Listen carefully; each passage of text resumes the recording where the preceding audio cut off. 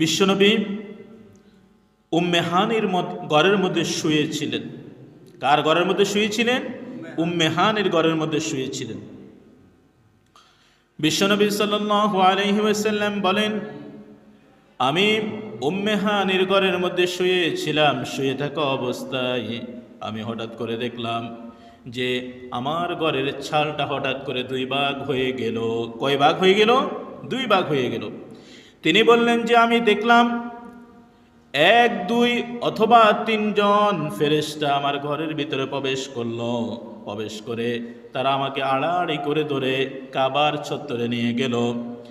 সেখানে নিয়ে যাওয়ার পরে আমি গভীর ঘুমের মধ্যে নিমজ্জিত ছিলাম। সেখানে নিয়ে যাওয়ার পরে আমি গভীর ঘুমের মধ্যে যখন নিমজ্জিত ছিলাম, আমি বারবার শুয়ে যাচ্ছিলাম।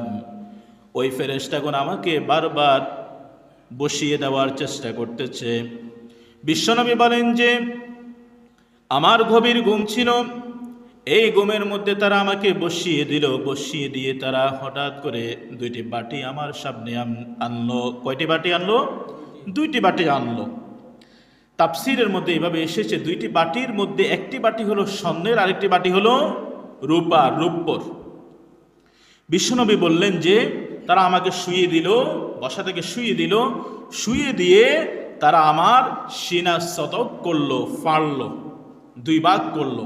এই জায়গা দিয়ে মধ্যখান বরাবর ফেড়ে ফেললো। বিশ্বনবী বললেন যে দুই ভাগ করার পরে ভিতর থেকে তারা কলব এবং হিকমত, ঈমান, এই তিনটি জিনিসকে তারা বাহির করলো। বাহির করে একটি পাত্রের মধ্যে কলব রাখলো, আর একটি পাত্রের মধ্যে হিকমত এবং ঈমানকে তারা রাখলো। কয়টি বাটির মধ্যে রাখলো? দুইটি বাটির মধ্যে রাখলো। এই বিষয়টা নিয়ে আলেম ওলামাদের মধ্যে কিতাবের মধ্যে দ্বিমত আছে।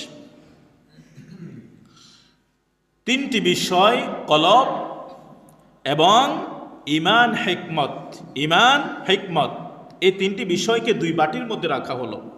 বিশ্বনবী বলল যে জমজমের পানি দিয়ে এই বাটির ভিতরে রেখে দেওয়া কলব এবং ঈমান, হিকমতকে ভালো করে ধৌত করা হলো, ধোয়া হলো। বিশ্বনবী বললেন যে যখন ধৌত করা হলো, ধৌত করার পরে, ধোয়ার পরে অবিকল যেই জায়গার মধ্যে ছিল, সেই জায়গার মধ্যে আমার কলবকে রেখে দেওয়া হলো। রেখে দিয়ে আবার আগের মতোই পুনরায় সেটা অটোমেটিক জোড়ায় লেগে গেল। সুবহানাল্লাহ।